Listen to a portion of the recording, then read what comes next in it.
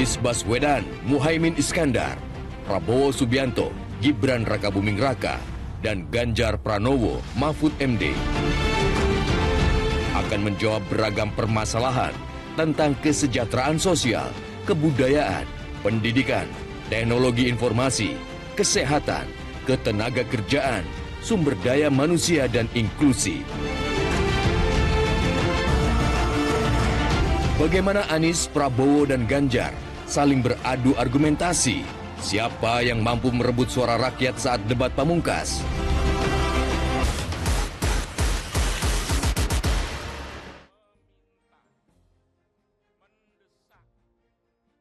Halo, selamat sore pemirsa. Anda menyaksikan Newsline edisi spesial, yakni jelang debat Capres alias debat pamungkas alias debat terakhir dalam kontestasi pemilu ini. Gimana Yohana? Siap menonton nggak? Betul, yang paling ditunggu dan dinantikan karena ini 3 Capres akan kembali beradu gagasan untuk topik yang kali ini topiknya terkait dengan kesejahteraan sosial, sumber daya manusia dan juga inklusi. Betul, dari tema-tema tersebut nanti ada topik turunannya juga yang nanti akan dibahas. Kita nanti akan mengupas tuntasnya juga dengan bersama sejumlah narasumber yang hadir. Kali ini bersama saya Jason Sambo. Dan saya Yohana Margareta, dan inilah langsung kita akan masuk ke informasi utama untuk Anda terlebih dahulu sebelum kita akan berbincang dengan para narasumber kali ini. Pemirsa, 3 calon presiden dalam kontestasi pemilu 2024 telah mempersiapkan diri menghadapi debat nanti malam. Ya, debat ini menjadi debat terakhir dari seluruh rangkaian debat di pemilu 2024, sekaligus penentu siapa calon presiden pilihan masyarakat.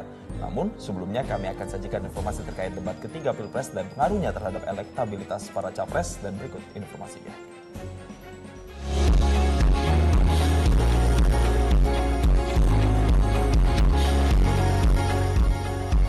Rangkaian debat Pilpres 2024 telah sampai pada puncaknya. Debat kelima, di mana ketiga para calon presiden saling beradu gagasan, berlangsung hari ini, Minggu 4 Februari 2024. Pukul 7 malam nanti, langsung dari Gedung JCC Senayan, Jakarta, Anies Baswedan, Prabowo Subianto, dan Ganjar Pranowo akan bermanuver dalam tema debat, yakni terkait isu pendidikan, kesehatan, ketenagakerjaan, kebudayaan, teknologi informasi, kesejahteraan sosial, dan inklusi. Ketiga deretan capres pun menyatakan diri siap menjalani debat pamungkas ini. Nggak ada yang khusus, karena apa ya, kan debat itu pertanyaannya kita tidak tahu. Hal aspek apa yang itu kami juga tidak tahu. Jadi tidak ada satu skenario yang bisa disiapkan. Ya nanti mengalir sambil kita mendengar pertanyaan, sambil pada waktu itu menformulasikan gagasan. Jadi setiap kali muncul pertanyaan, muncul aspek, ya diambil dari yang kita sudah pernah miliki. Karena itu nggak bisa dihafalkan, karena memang bukan hafalan. Saudara-saudara sekalian, saya ini sebetulnya dalam keadaan was-was karena tanggal 4 saya akan debat lagi. Debat terakhir, aku dikasih nilai 11 dari 100. Saudara-saudara sekalian, kalau anak-anak muda bersama saya tidak takut apapun. Ketika kita berdebat itu nggak bisa kita hanya bicara konsep tanpa melihat fakta yang ada di lapangan. Ya sesuai tema ya, karena kita akan bicara pendidikan, kesejahteraan rakyat, ada tenaga kerja, terus kemudian teknologi informasi yang saya kira ini saling mendukung, termasuk kebudayaan.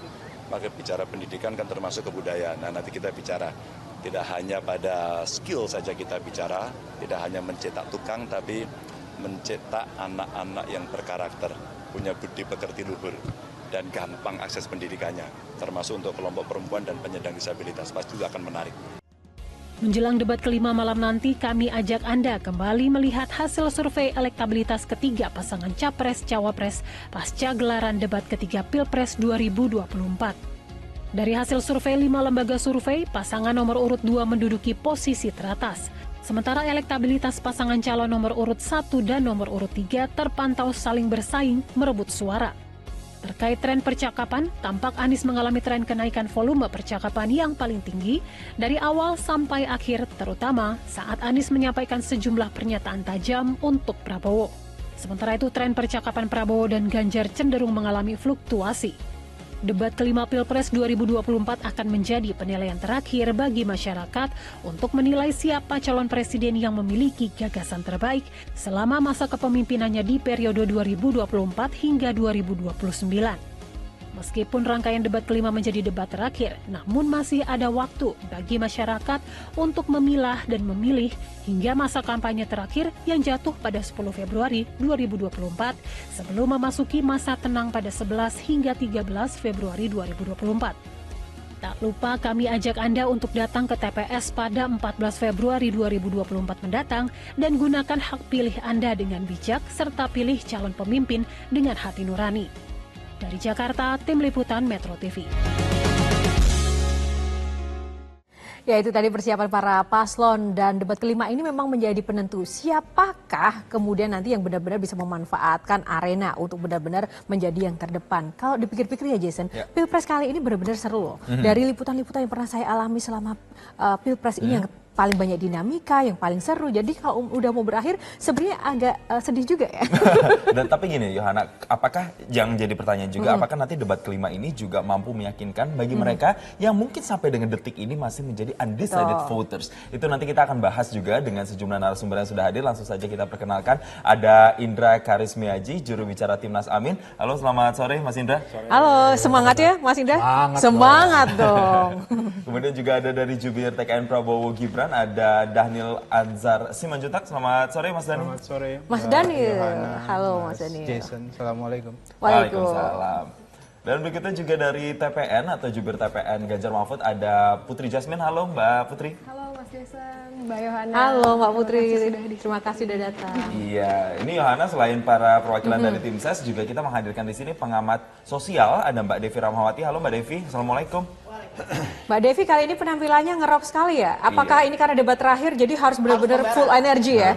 Betul ya. Iya, nanti kita dengarkan komentar-komentar dan juga ini ya pandangan garangnya mungkin dari seorang Devi Ramawati, dan juga ada Mas Adi Prayitno selaku pengamat politik. Halo Mas Adi, apa kabar? Halo Jason, halo Johan. Makasih Mas Adi ini luar biasa loh, selalu menyempatkan diri di setiap kesempatan Metro TV memanggil untuk memberikan pandangannya. Jadi tidak hanya paslon, tapi Mas Adi ini salah satu pengamat politik yang populer nih. Nah mungkin sebelum kita ke tim ses masing-masing, kita ke pengamat dulu ya, baru nanti bisa ditanggapi oleh tim sesnya masing-masing. Saya mau ke Mas Adi Prayitno dulu. Mas Adi, rekan sesama pengamat politiknya, Khairul Umam mengatakan ini kayaknya 1 dan 3 akan menguasai debat dan kembali nyerang 2. Apakah benar nanti malam akan begitu atau gimana sebenarnya kalau menurut pengamatan Mas Adi? Kalau melihat kecenderungannya iya, ini bukan soal siapa yang menguasai dan tidak. Secara substansi saya kira Anies Baswedan, Prabowo Subianto dan Ganjar pastinya prepare ya secara substansi. Mereka itu pasti supply dengan data-data yang cukup komprehensif, terukur dan bisa dipertanggungjawabkan secara akademik dan ilmiah. Nah yang menarik ini kan soal quote-quote-nya aja sih sebenarnya. Saya kira Pak Prabowo kemudian Anies ya, apalagi Pak Ganjar yang pernah menjadi gubernur juga seperti Pak Anies, pastinya akan menyampaikan hal-hal yang menjadi success story selama menjadi gubernur. Itu pasti akan diungkap, pasti itu akan dieksplorasi. Nah itu yang kemudian saya baca, bahwa ada kecenderungan Pak Prabowo akan dikeroyok ya. Bahkan saya menduga bahwa nanti di debat ini akan menjadi ajang balas dendam sebenarnya. Dari debat-debat yang sebelumnya mungkin ada sesuatu yang bisa dibalas dalam event-event apapun. Jadi kalau Pak Prabowo mungkin merasa dalam tanda kutip dikasih skor yang rada-rada miring, baik oleh Anies dan Ganjar, sepertinya di debat pamungkas ini akan memberikan pukulan serupa. Entah itu apa pukulannya ya. Begitupun dengan Ganjar dan Anies, saya kira ini akan tampil maksimal menggunakan filosofi main bolanya Barcelona, ini akan total football. Sebaik-baiknya bertahan ya menyerang lah, kira-kira begitu. Kita lihat nanti performanya akan seperti apa dari mereka ya. Nah tapi sebelum sampai ke sana dan menanyai satu-satu dari tim sesnya, gimana kalau kita lihat dulu sosmed dari para capres ini nih Yohana ya? Betul, kita lihat Jason, sejauh mana persiapan mereka menghadapi debat nanti. Kita mungkin akan lihat contek di paslon 3 dulu nih. Ada Pak Ganjar, kita mau lihat nih apa sih persiapan Pak Ganjar untuk nanti debat kelima ya. Apakah mungkin dari postingannya ya, coba kita lihat. Kalau nggak sudah salah muncul? Nah, kalau enggak saya bantu ini dengan menggunakan handphone ya. Ini kalau kita buka Ganjar Pranowo. Nah, makan mie ayam. Makan mie ayam. Nah, ini Pak Ganjar biar lebih fresh dan lebih powerful makannya jurusnya mie ayam. Kenapa Mbak Jasmine? Ini makannya mie ayam. Ada komunikasi nggak sama Pak Ganjar? Ya itu kebiasaan Pak Ganjar. Mas Ganjar kalau pagi-pagi tuh suka lari kan Mbak biasanya. Kalau nggak makan bubur, makan mie ayam sambil ngobrol sama warga-warga setempat gitu. Oh gitu. Jadi memang sukanya ngeriung sama rakyat gitu. Oh ngeriung, harus ada rakyatnya ya? Harus Ini ngeriung sama rakyat. Ini captionnya juga persiapan debat terakhir. Kayaknya kalau dilihat di sini persiapan debat terakhir makan mie ayam. Ini butuh tenaga banyak dan ekstra kayaknya. Gitu nggak sih pesan yang ingin disampaikan atau gimana kalau dari Pak Ganjar? Di debat terakhir ini kan temanya mengenai pendidikan, kebudayaan, kemudian sumber daya manusia gitu. Hal-hal yang menurut kami melihat Mas Ganjar itu sudah kuasai semenjak menjadi 2 periode menjadi anggota DPR RI dan juga menjadi gubernur pastinya. Jadi bukan hal yang sulit bagi beliau untuk bisa ciptakan itu gitu. Justru kalau saya lihat Jason, justru Pak Ganjar ini yang paling slow dalam debat itu. Lah tetap bisa lari, makannya mie ayam dan kayaknya ya udahlah udah belajar santai aja gitu. Ya kan? Nah, tadi Pak Ganjar coba kalau kita intip Pak Prabowo. Pak Prabowo ada nggak ya posting di media sosial beliau? Oh, kalau yang terakhir ini berapa jam lalu ya? Jam yang lalu 13 jam yang lalu sih Pak Prabowo tidak memposting apapun terkait dengan debat. Tapi postingan terakhir adalah ini acara dengan Mas Gibran ya waktu di festival Negeri Elok 2024. Nah, bisa dipahami mungkin ya kalau Pak Prabowo tidak sibuk bermedsos karena beliau belajar tadi agar tidak dinilai 11 lagi mungkin ya seperti itu. Belajar apa enggak nih? Coba kita tanya Mas Dani lagi belajar apa enggak? Makanya nggak update di media sosial atau gimana? Ini update terakhir adalah kegiatan Elok Indonesia ya, yang menggambarkan Pak Prabowo yang mengeksplorasi keelokan Indonesia yang beragam ini harus dijaga dengan komitmen persatuan. Dan itu simbolisasi yang selalu ingin disampaikan Pak Prabowo kepada publik. Persatuan adalah yang utama dibandingkan yang lainnya. Sebab itulah keelokan Indonesia yang beragam ini harus dijaga apapun alasannya. Kemudian kedua, latihan, diskusi tentu pasti. Jadi seperti yang disampaikan Mas Adi tadi bahwa akan ada pembalasan kepada mungkin serangan-serangan 1 dan 3 kemarin akan fokus pada mendeliver gagasan dan ide. Dan gagasan dan ide itu disampaikan kepada publik. Dan bagi Pak Prabowo, debat adalah momentum untuk menyampaikan gagasan dan ide itu langsung kepada rakyat selain yang turun langsung dan sebagainya. Jadi tujuan dari debat adalah menyampaikan pesan-pesan kepada rakyat, bukan kemudian menegasikan atau menolkan pihak lain. Itu sejak awal yang menjadi etik Pak Prabowo. Kemudian yang kedua, kalau kemudian nanti akan muncul serangan ke Pak Prabowo, itu hal wajar. Bagi saya sejak awal ini seperti debat presiden dan oposisi. Jadi memang sejak awal Pak Prabowo sudah tercitrakan sebagai presidential look. Dan yang lain terlatih dan sedang berlatih menjadi oposisi. Iya, nanti kita akan lihat bagaimana performance-nya dari Pak Prabowo, apakah memang layak dinilai 11 dari 100 untuk debat malam nanti seperti debat yang sebelumnya. Selain Pak Prabowo juga ada dari nomor 1 yaitu Anies Baswedan. Kita boleh tampilkan, boleh tunjukkan. Ini ada foto yang bisa dikatakan adalah foto flashback ya Yohana ya. Ini foto ketika Pak Anies Baswedan dicium keningnya oleh salah satu anak kecil begitu ketika ini kayaknya zaman-zaman Pilkada DKI ya. 2016 ya. Ini postingan 15 jam yang lalu.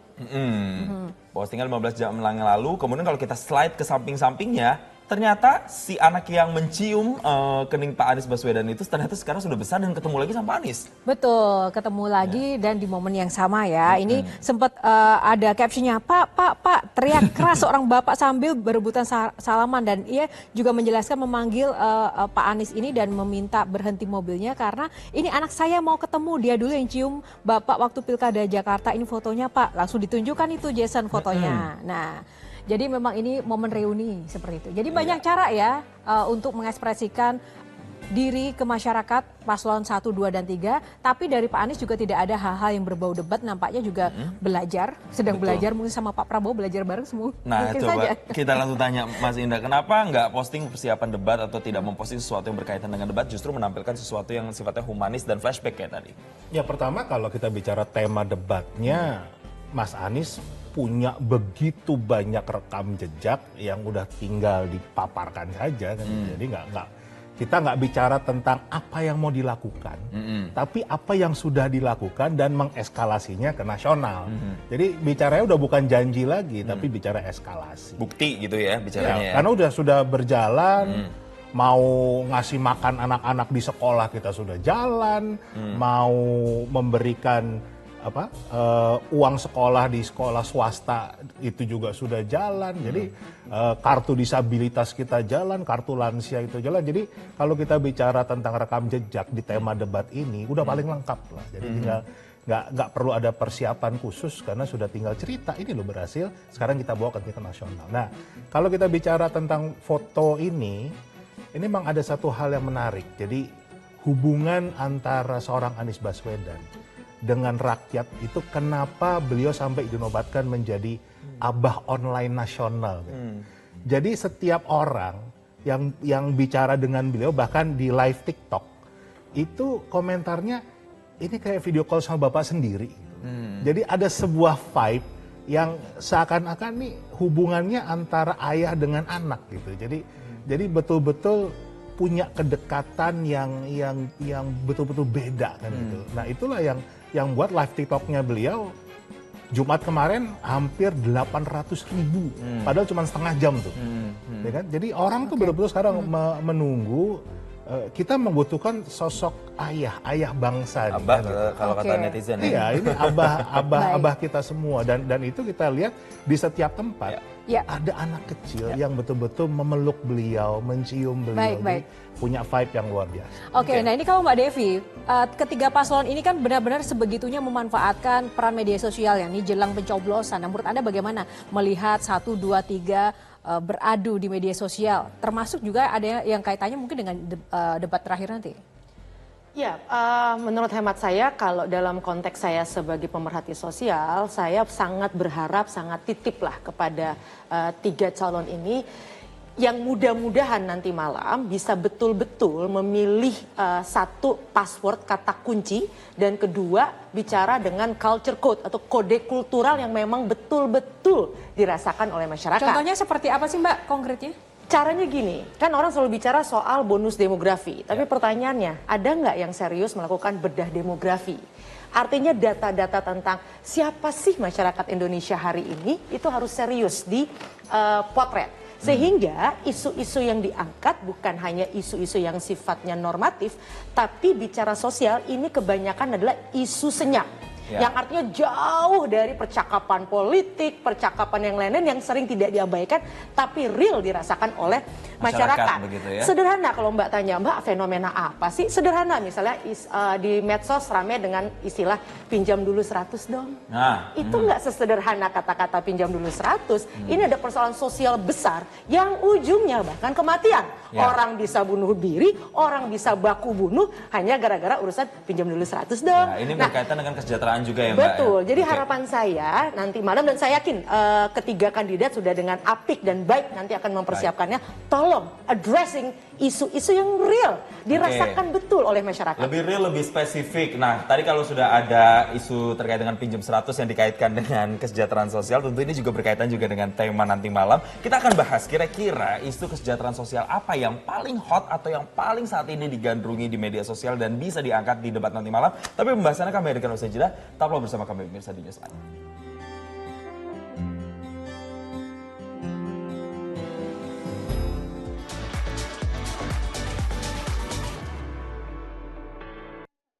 Ya pemirsa, kembali di Newsline masih dengan perbincangan ini jelang debat terakhir nanti, debat kelima para capres dan masih dengan para narasumber yang luar biasa, perwakilan dari paslon 1, 2, 3, ada Mas Adi sebagai pengamat politik dan juga Mbak Devi yang tadi terakhir kita bicarakan soal peran media sosial yang dimanfaatkan oleh para paslon. Nah ini yang kedua adalah kalau kita lihat media sosial yang paling in beberapa hari terakhir jelang debat ini masih seputar bansos. Dan ini juga terkait dengan tema dari debat juga ya, kesejahteraan sosial. Tidak dipungkiri bahwa ini Pak Jokowi juga menjadi salah satu newsmaker nih seminggu terakhir ini dan terafiliasi juga ini terkait dengan paslon 2. Bagaimana Anda melihat bahwa isu ini pun juga nanti akan bisa mempengaruhi konten-konten di debat, Mbak Devi?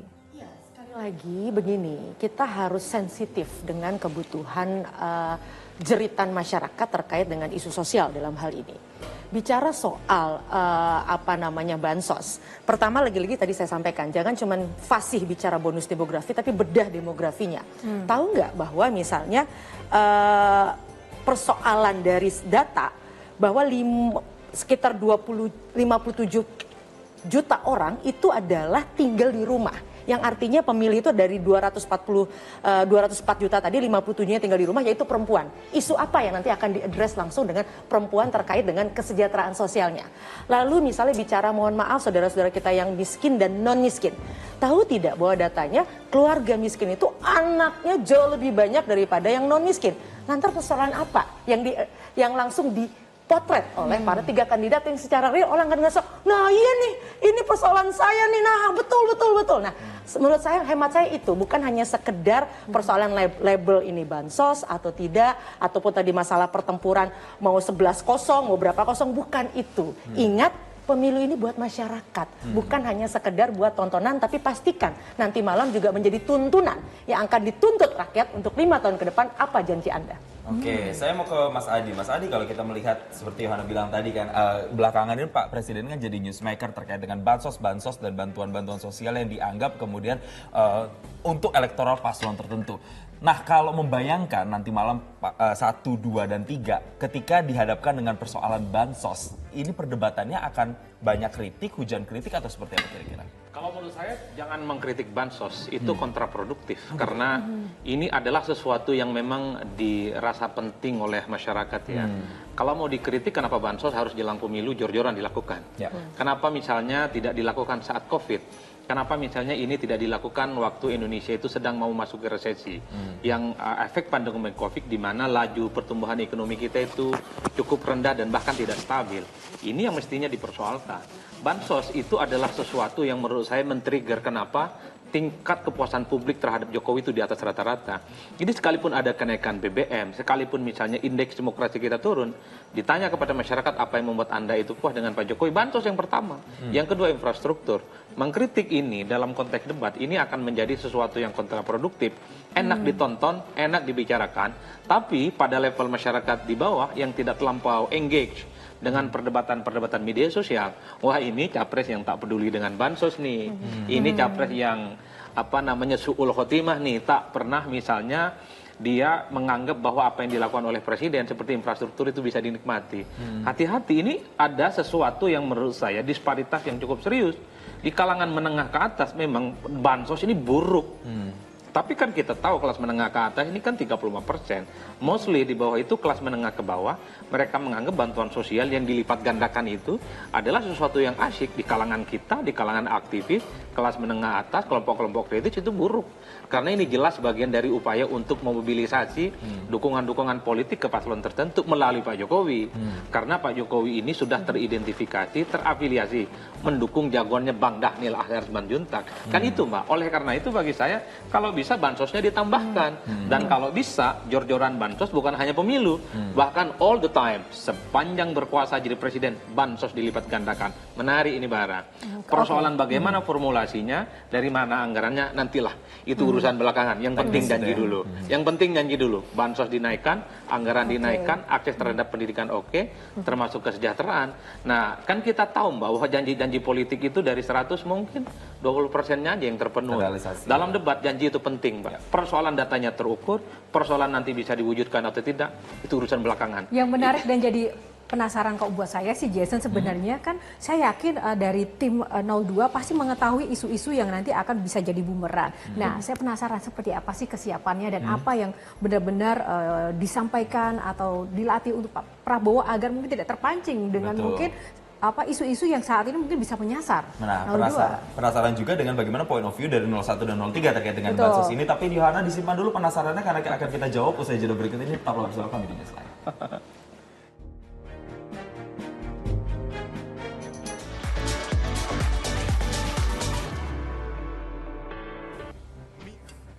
Ya, kita masih membahas terkait dengan salah satu tema debat, yaitu kesejahteraan sosial, dan kita kaitkan dengan yang saat ini hangat adalah terkait dengan bansos ya Yohana. Betul sekali Jason, dan kita akan langsung mengkonfirmasi juga ke Mas Dhanil. Mas Dhanil, tadi seperti disampaikan Mas Adi Prayitno tentang isu bansos ini bisa saja menjadi bumerang, bisa saja menguntungkan. Kita tahu bahwa bansos yang dilakukan oleh Pak Jokowi ini banyak mendapat serangan, tentangan, bahkan akademisi pun juga sudah bereaksi. Ini menurut 02 ini sebenarnya memang menguntungkan atau membuntungkan sih bagi 02 jelang pencoblosan?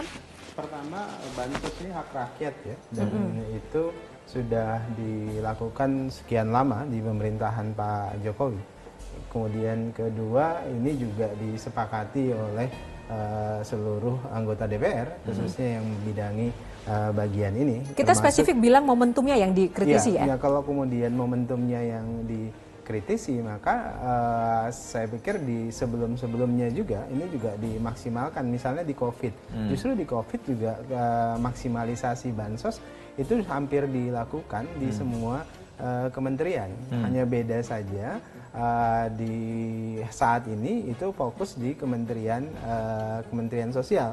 Jadi hampir refocusing anggaran terkait dengan COVID di 2020, 2021, 2022 itu banyak fokus di kementerian-kementerian. Jadi jumlahnya luar biasa besar karena ada pandemi COVID. Tapi kemudian tersebar di semua kementerian karena ada realokasi di semua anggaran kementerian yang fokusnya juga membantu kesulitan ekonomi rakyat. Nah, hari ini kemudian seolah-olah di Kemensos itu jumlahnya yang lebih besar. Jangan lupa loh, di Kemensos menterinya bukan Pak Prabowo, menterinya adalah Bu Risma. Jadi kalau kemudian dialamatkan untuk kepentingan elektoral, saya pikir tidak bisa melihat sekedar seperti itu.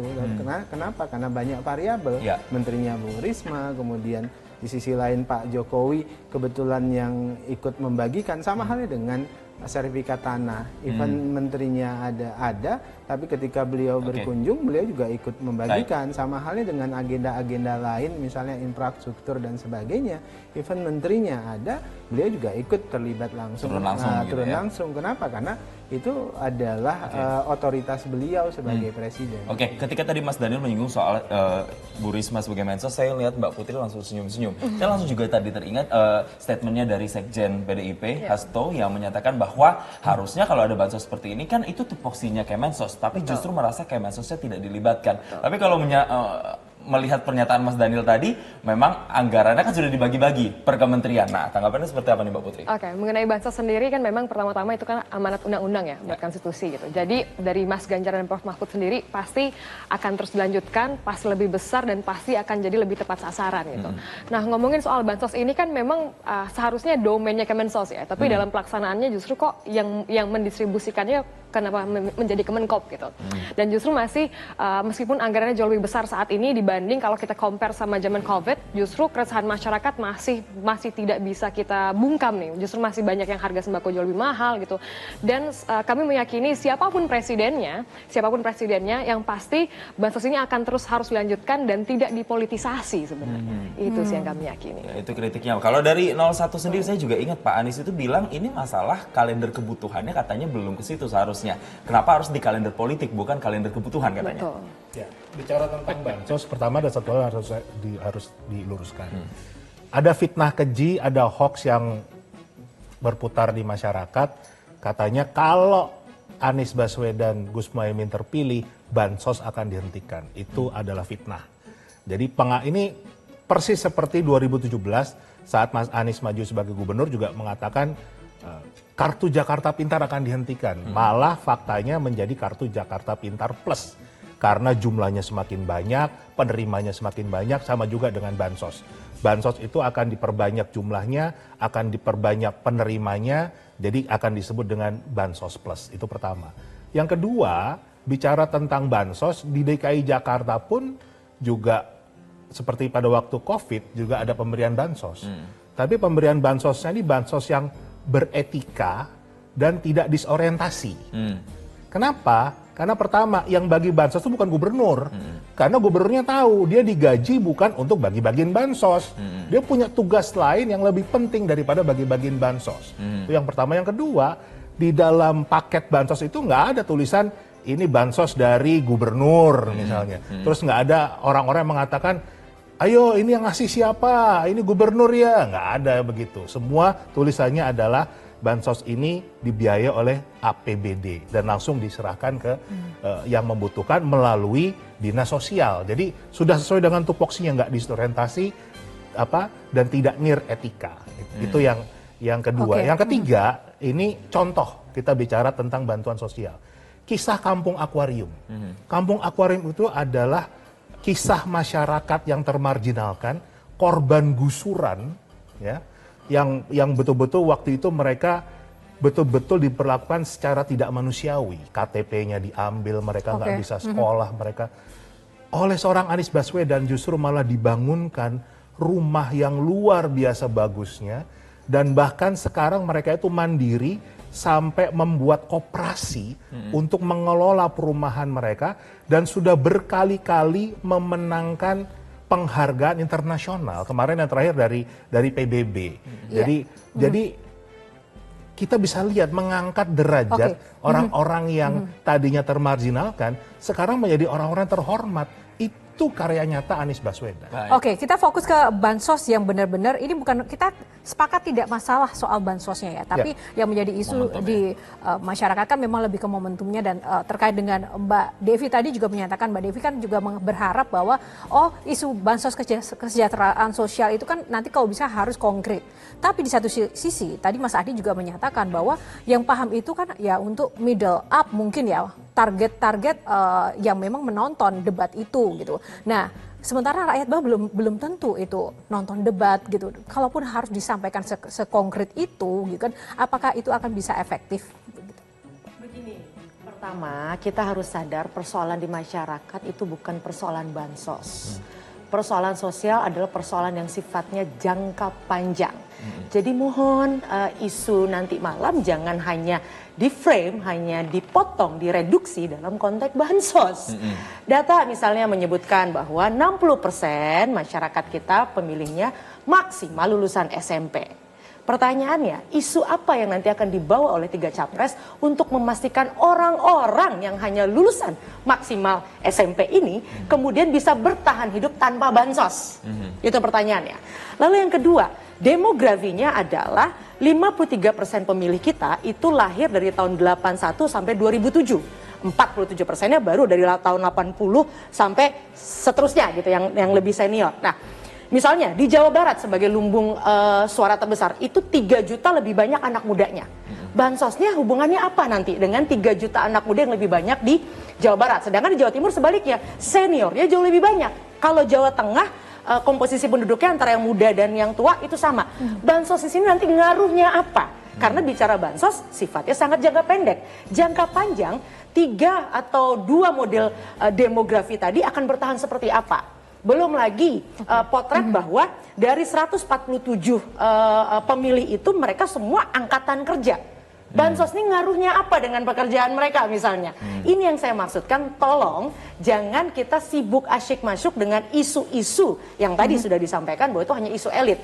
Tolong turun betul ke masyarakat, isu apa sih yang sekarang ingin betul-betul didengar dan kemudian kelihatan diperhatikan oleh para 3 capres. Nah ini juga menarik Jason ya. Di situ nanti kami atau kita juga bisa melihat kalau memang fokusnya pada langsung program-program, berarti benar tuh harapan Mbak Devi terkabulkan. Tapi ternyata kalau bahwa isu-isu yang nanti dibahas itu terkait dengan saling serang, terkait dengan isu-isu di media sosial, berarti sebenarnya memang begitu penting gitu kan media sosial dan level elit ini bagi para paslon itu untuk memenangkan suara sehingga tidak fokus lagi dengan masyarakat di bawah sana. Nah, coba kita tanya sama Mas Adi Praetno. Ini gimana nih Mas, kalau kita melihat tadi apa kata Yohana, mungkin bagi yang menikmati sosmed atau yang melihat banyak konten bansos di sosmed akan terpancing ketika konten itu diangkat dalam debat. Ini seperti apa nanti? Akan terjadi seperti apa? Membaca perilaku pemilih di media sosial ini rumit. Pertama, kita itu tidak pernah mampu mendetailkan yang pakai sosmed itu dia cukup umur atau tidak untuk datang ke TPS. Mungkin sekali nonton YouTube ada 5 juta orang, tapi kira-kira dari 5 juta itu yang umurnya 17 tahun berapa persen tidak pernah terverifikasi secara faktual. Maka tak mengherankan sebenarnya begitu banyak partai, calon dan kontestan yang ramai di permukaan media sosial, ini tingkat engagement-nya juga, tapi di lapangan itu tidak terlampau kuat. Penting sebagai sebuah konsumsi politik, dia ini menjadi trendsetter yang selalu diperbincangkan di kalangan elit dan kelas menengah. Masyarakat di bawah ada disparitas informasi dan isu dan kebutuhannya beda-beda. Orang kalau dapat bansos pasti ini dari Jokowi, bansos ini terafiliasi kira-kira kemana arah dukungan politiknya Pak Jokowi. Makanya yang diprotes itu bukan bansosnya. Kenapa ada stiker di situ? Kenapa terafiliasi dengan paslon di situ? Jadi itu yang sebenarnya ingin di-cutting, ingin diamputasi bahwa bansos ini adalah memang hak warga negara dan seharusnya negara memberikan sumbangan kepada rakyat yang ini sebenarnya sebagai bagian dari survival mereka untuk beberapa jangka waktu ke depan. Ini yang saya sebutkan bahwa kalau ditanya kepada masyarakat soal preferensi politik mereka apa kepada calon presiden, sederhana kok. Akses terhadap pekerjaan. Yang kedua, akses terhadap pendidikan, kesehatan. Dan mereka ini memiliki daya jangkau terhadap kebutuhan hari-hari. Udah 4 isu pokok ini kok kalau ditanya kepada lapisan menengah ke bawah. Kelas menengah ke atas agak beda isunya. Demokratisasi, MK, politik dinasti. Jadi memang harus berbagi wilayah kira-kira trigger apa yang perlu dikunyah dalam diskusi dan debat-debat yang disampaikan nantinya. Oke, kalau dari debat 1 sampai dengan 4 yang terakhir kemarin, apakah isu-isu spesifik yang di setiap tema debat itu belum termakan dengan detil atau belum sampai kepada masyarakat secara utuh begitu, Mas? Buktinya apa? Ketika MK itu menjadi persoalan yang dianggap serius bagi pegiat-pegiat demokrasi, bagi kelompok civil society dan pro-demokrasi, tapi itu kan tidak bisa dikonversi misalnya, bisa mengurangi secara signifikan elektabilitasnya Gibran dan Prabowo Subianto. Bahkan di survei-survei kan pasti per hari ini Pak Prabowo lah lebih unggul ketimbang yang lain. Saya tidak mau menyebut kira-kira berapa jauh unggulnya. Yang ingin saya katakan adalah kalau soal isu nepotisme, tentang KKN, tentang putusan MK, ini memiliki daya rusak yang cukup luar biasa pada voter. Mestinya nomor 2 nggak paling atas, minimal dia runner-up ataupun paling bawah. Itulah yang saya sebutkan, ada preferensi politik yang beda, kelas menengah atas dan kelas menengah ke bawah. Tapi memang keputusan politik soal MK terkait misalnya seruan sejumlah akademisi yang mulai muncul di kalangan menengah atas memang agak resisten ke kubu nomor 2 kepada Prabowo Subianto dan Gibran ya. Saya sih sebenarnya curiga, Jason dan juga teman-teman yang ada di studio. Orang itu nanti mau nonton debat itu bukan masalah ingin mendengarkan apa gagasan detailnya sebenarnya, tapi memang ingin melihat penampilan dari Pak Anies, Pak Prabowo dan juga Mas Ganjar yang mau nggak mau, suka nggak suka, mereka tuh sekarang sudah menjadi performer. Dan penampilan mereka itu memang atraktif dan ditunggu dengan gaya masing-masing itu. Jadi tidak hanya sustain kontennya saja. Justru malah gitu itu yang paling mendominasi ya nggak sih? Kalau saya pribadi saya sangat pengen tahu, aduh nanti Pak Prabowo ngapain lagi ya, Pak Ganjar nanti gimana lagi, terus Pak Anies nanti gimana itu menghadangnya. Jadi konten itu bisa saja kesekian loh strategi para paslon. Nonton bola. Betul. Karena show-nya itu yang lebih ditunggu sama masyarakat ada gitu ya. Perbedaan di pemilu kali ini, ada euforia masyarakat itu yang ingin nonton debat. Kalau kayaknya dulu 2019 pun nggak, ya udahlah gitu aja. Kalau sekarang tuh benar-benar sampai kayak nonton bola, nobar beneran. Seru begitu ya. Nah, kita akan lihat lagi nanti memastikan bagaimana persiapan jelang nanti debat kelima, keseruannya akan seperti apa. Nanti akan kami hadirkan laporannya juga sembari nanti melanjutkan dialog ini. Tetaplah pemirsa bersama kami di Newsline.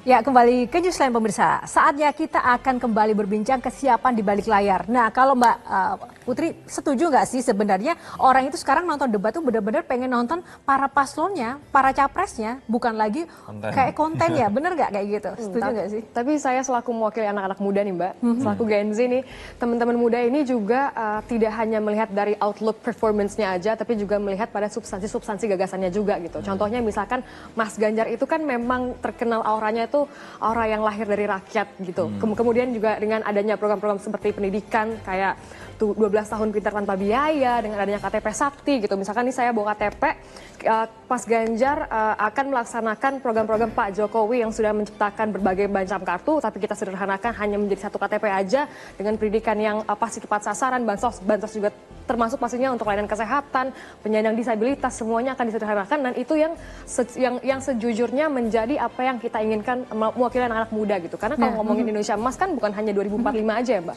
Tapi kalau ingin mendengarkan program-program, itu kan sebenarnya kita bisa membaca, kita bisa browsing. Betul. Nah, apa yang kemudian layak kita tunggu dari seorang Pak Ganjar nanti? Apa yang beda? Mungkin apakah kostumnya atau mungkin apa ide baru apa sih?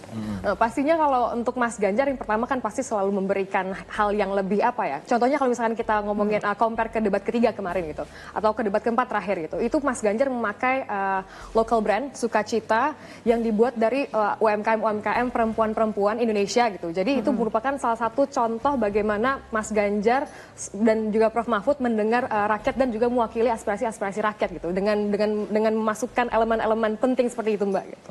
Elemen-elemen yang otomatis akan menjadi highlightnya anak-anak muda nih gitu. Oh Mas Ganjar nih udah muda, keren, substansial, ini cocok nih jadi pemimpin gue gitu ibaratnya. Semangatnya sih boleh ya, karena dari semua capres memang Ganjar Mahfud kemarin yang benar-benar sangat memperhatikan fashion OOTD. itu salah satu cara untuk itu menarik juga ya dari segi appearance-nya ya. Nah sekarang saya mau ke 02 nih ya. Mas Dhanil, kalau kita lihat secara appearance tidak ada terlalu yang signifikan mungkin dari secara kostum seperti Pak Ganjar dan juga Pak Mahfud MD. Tapi atraksi kalau 02 ini, apakah kemudian nanti di debat pamungkas ini apa sebenarnya sisi-sisi lain yang akan ditunjukkan oleh Pak Prabowo? Saya sebelum ke pertanyaan Anda itu, saya menarik melanjutkan apa yang disampaikan oleh Mbak Devi. Karena itu substansial ya, dan penting apa yang disampaikan oleh Mbak Devi tadi. Itu yang berusaha kita eksplorasi sebenarnya. Misalnya begini, dalam konteks kesejahteraan sosial, yang selalu kita perdebatkan itu masalah akses. Ini kan masalah yang holistik itu ya, akses pendidikan, ekonomi, kesehatan dan sebagainya. Nah, dalam konteks itulah Pak Prabowo dan Mas Gibran membangun programnya dengan pendekatan, saya sering nyebutnya sebagai program memberikan pancing dan satu lagi program memberikan ikan.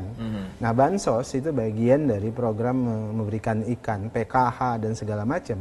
Karena memang ada masyarakat kita yang memang harus dibantu kebutuhan jangka pendeknya.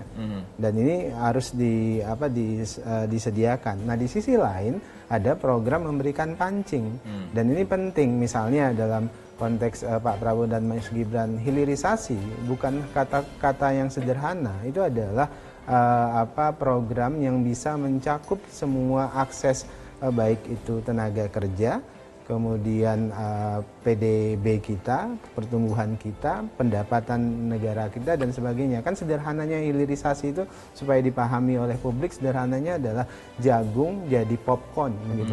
Sehingga ada added value, nilai tambah. Selama kita melakukan added value itu ada penyerapan tenaga kerja yang diserap, ada distribusi yang menyebar dan sebagainya, ada multiplier effect ekonomi. Nah, itu dari sisi penyediaan pancing dan kemudian tadi memberikan ikan. Nah, kemudian terkait dengan kemiskinan misalnya, Pak Prabowo punya komitmen untuk zero poverty di ekstrim zero poverty. Jadi di 2 tahun ke depan kita harus sudah pastikan kita bisa mencapai 0 ekstrim poverty. Nah, kenapa ini penting? Karena riset kami, saya kebetulan dari kampus, riset dan isu-isu saya tentang isu-isu kesejahteraan sosial, riset kami seperti tadi disampaikan oleh Mbak Devi, pihak yang paling susah atau menjadi korban dari kemiskinan itu adalah perempuan dan anak. Perempuan dan anak itu menjadi korban utama kemiskinan. Itulah kenapa kalau Anda perhatikan sebagian besar program Pak Prabowo itu ditujukan untuk perempuan dan anak. Misalnya program makan siang gratis untuk sekolah. Itu adalah program pro kesehatan, pro masa depan, pro pendidikan, pro ekonomi sekaligus. Oke, itu jangan dijabarkan sekarang, nanti kita ulas nanti. Dan saya mau katakan apa? Tapi Pak Prabowo bisa nggak kemudian nanti itu benar-benar bisa menjelaskan itu dalam debat seperti kita apa? Lihat saja, yang jelas itu yang menjadi concern Pak Prabowo selama ini, dan itu sudah beliau lakukan ya, even beliau sebagai Menteri Pertahanan, sebagai pengusaha dan seterusnya. Nah, kalau pertanyaan Anda misalnya apakah ada gimmick dan segala macam dalam suatu debat, kadang-kadang memang perlu gimmick, dan gimmick itu membuat suasana tidak kaku. Nah, yang tidak kaku inilah yang dilakukan, yang selalu ditampilkan dan berusaha dihadirkan oleh Pak Prabowo pun demikian dengan Mas Gibran. Yang paling penting adalah gimmick itu kadang-kadang bisa menjadi entry point untuk menyampaikan pesan. Gimmick itu ada pesan di dalam sebuah gimmick. Ya, bicara soal gimmick, kita juga nampaknya sekarang butuh gimmick dulu ya. Kita harus headline news dulu ya, Jason. Yes, kita headline news dulu. Nanti kita juga akan tanya ke Mas Indra terkait kalau Pak Anies ini kan terkenal dengan data, kata-kata yang terstruktur. Apakah nanti juga ini menjadi sebuah performance yang akan ditampilkan oleh seorang Anies Baswedan di debat nanti malam? Tapi saya headline news berikut ini.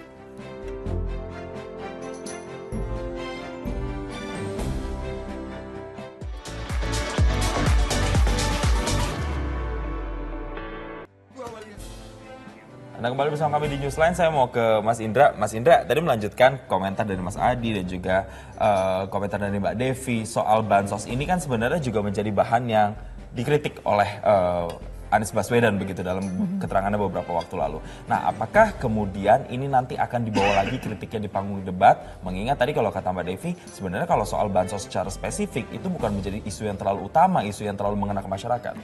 Kritiknya sama, kita bicara tentang 5 huruf. Etika, ya kan? Pemberian bansos yang sekarang ini modelnya betul-betul jauh dari etika. Kan?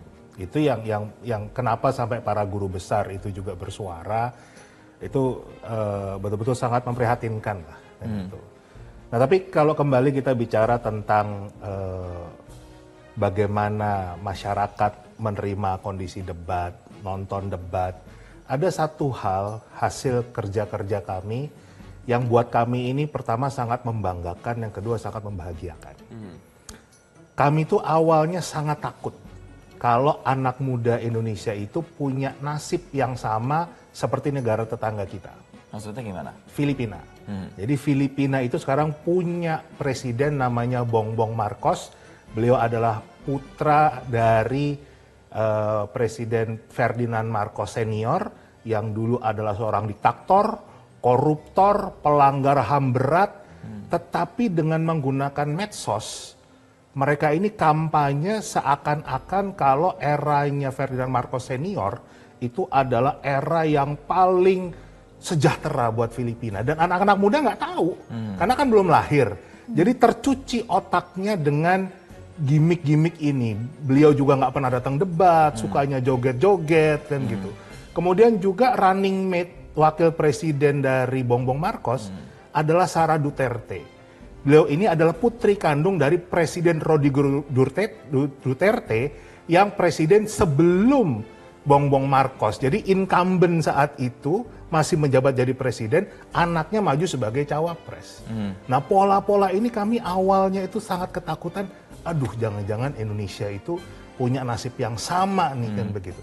Tapi ternyata dengan pola kampanye kami seperti dengan desak Anies, itu justru membuat anak muda yang tadinya apatis, sekarang mereka malah betul-betul mau terjun ke dalam dunia politik. Ini luar biasa sekali. Dan mereka berhasil meruntuhkan stigma generasi stroberi. Ya kan? Buktinya apa? Mereka pertama bisa patungan bikin videotron. Ya kan? Kemudian videotronnya ini di take down sama nggak tahu siapa. Ini kalau tipikal generasi stroberi langsung jatuh nih mentalnya nih diginiin. Tapi justru mereka malah bangkit lagi. Mereka itu malah bikin di kota-kota lain, kemudian mereka ngirim coffee truck, mereka kemudian bikin kemarin itu website yang luar biasa, Have Anies Day kan gitu loh. Yang pasti hikmah dari Pilpres saat ini, Jason, adalah luar biasa sekali. Kalau tadi Bang Karsian bilang bahwa anak muda sudah aware, itu juga berlaku untuk semua paslon karena memang sekarang lebih kreatif juga dan lebih atraktif. Misalnya kemarin juga paslon 2 kan juga menggelar itu kan, futsal bareng tuh dengan Gibran, dan paslon 3 dengan inovasi, plus juga paslon 1 dengan caranya. Jadi sebenarnya saya optimis juga kok ini akan menjadi kita akan dapatkan ending yang bagus ya nggak sih? Iya, cuman kalau kata Mas Indra tadi kan, saya menangkapnya adalah ini adalah sebuah bentuk pembentukan kekuasaan dan mungkin bansos adalah salah satu pintunya begitu, adalah salah satu jalan. Dan nanti kita akan minta tanggapan dari Mbak Devi dan juga Mas Adi, tapi kita harus juga bergabung dengan rekan saya, ada Soza Hutapea yang ada di JCC, akan memaparkan langsung bagaimana terkait dengan visi misi dan juga persiapan di sana.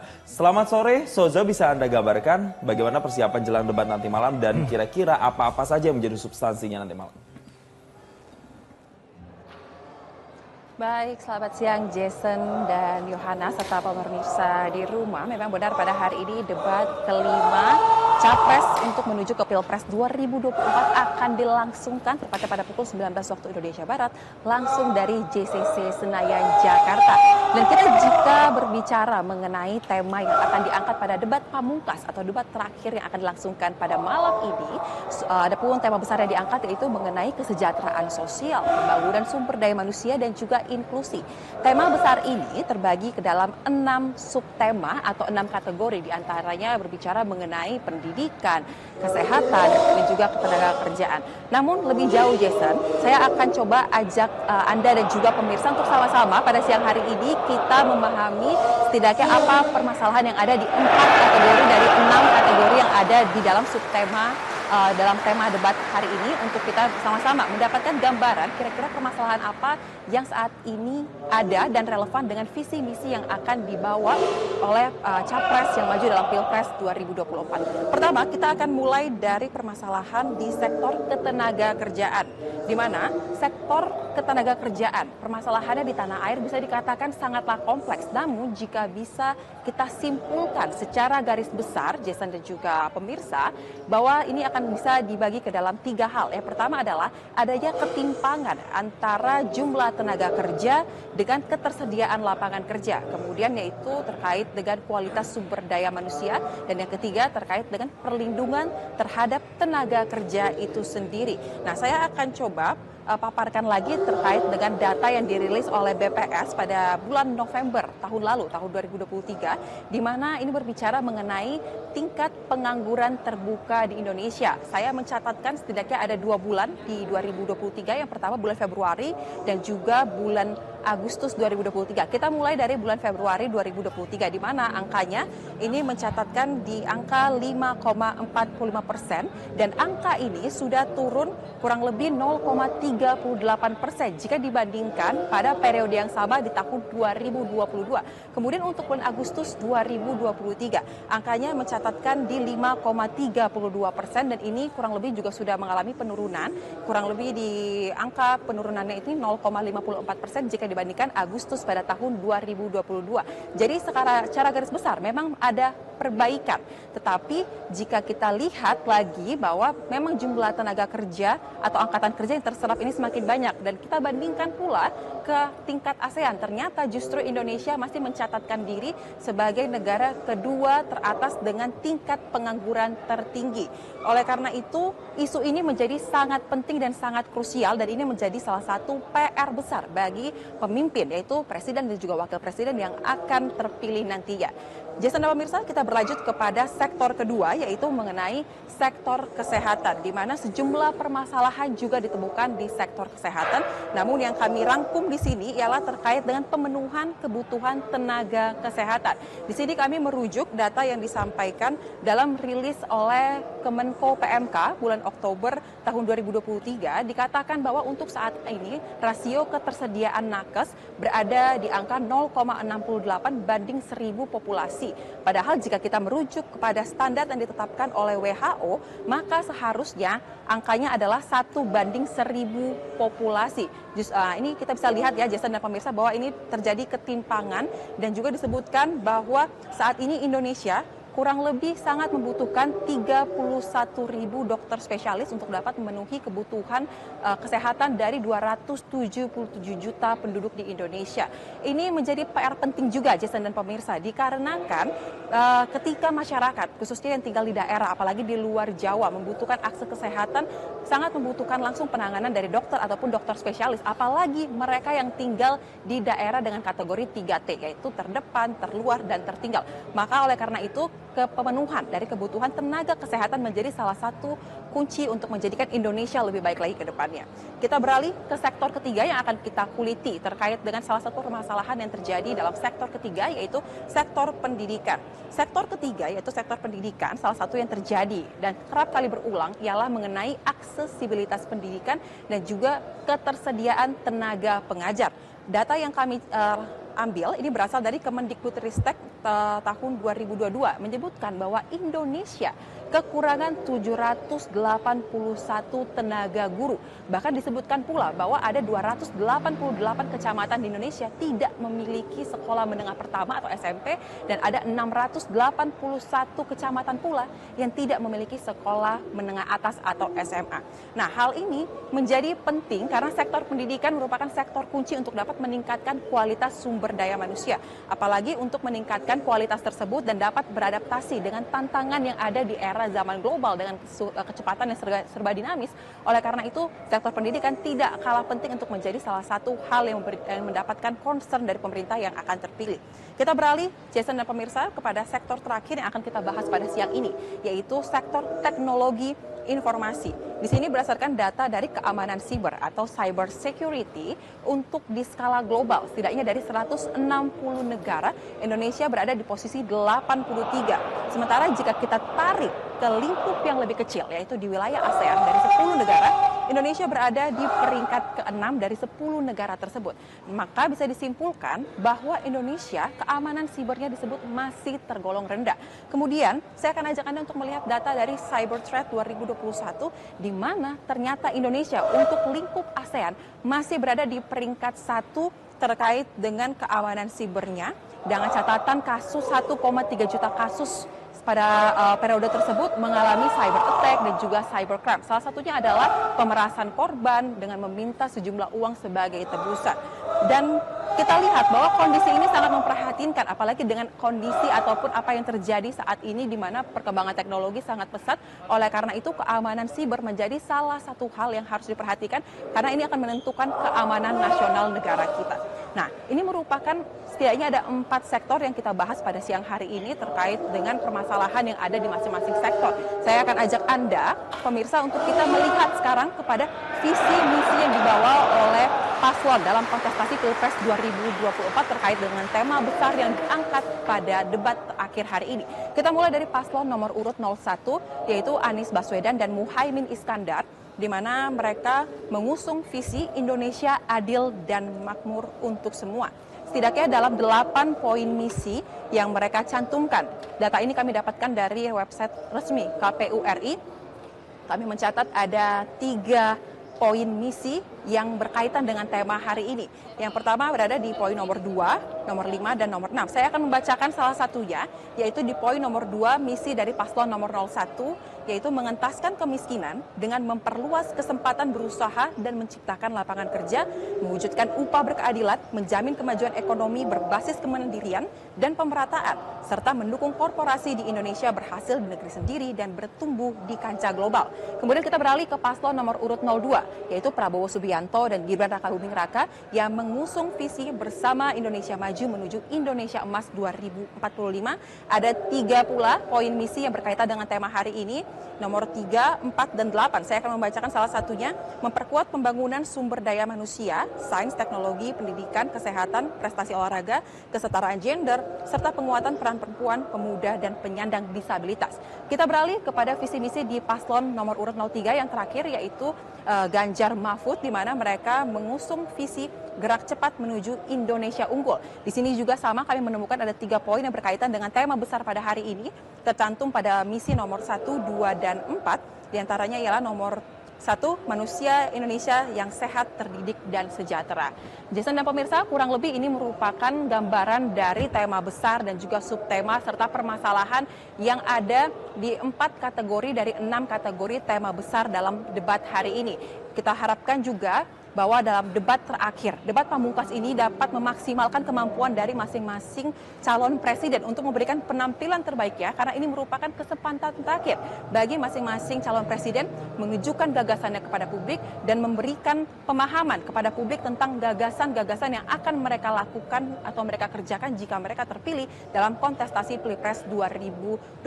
Dan sedikit saya berikan gambaran bahwa saat ini di JCC sedang berlangsung apel pengamanan dari pihak pihak kepolisian, di mana personel yang diturunkan yaitu personil gabungan, jumlahnya ada kurang lebih 2.992 dan akan berjaga di 3 ring. Ring pertama berada di bagian dalam area debat, kemudian ring kedua berada di bagian luar di tempat saya melaporkan saat ini, dan ring ketiga berada di sekitar GBK. Dan informasi bagi Anda pemirsa, jika Anda akan berlalu lintas di sekitar area debat pada hari ini, situasional akan dilakukan terkait dengan pengaturan lalu lintas, namun mendekati pukul 19 waktu Indonesia Barat akan ada pengaturan yang lebih ketat untuk menjamin kelancaran acara dan sampainya para calon capres dan juga para pendukungnya di lokasi ini.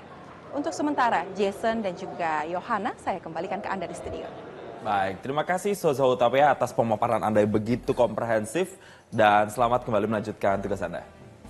Iya pemirsa, Yohana, para narasumber ternyata masih miris sekali, banyak sekali ketimpangan-ketimpangan data-datanya yang nanti akan kita tanyakan kepada para tim ses dan juga para pengamat. Apakah ketimpangan-ketimpangan yang tadi dijabarkan oleh rekan Soza itu bisa kita nanti lihat oleh pemaparan capres nanti malam. Baik, kita akan jeda dulu pemirsa, sesuai jeda, Newsline masih akan kembali.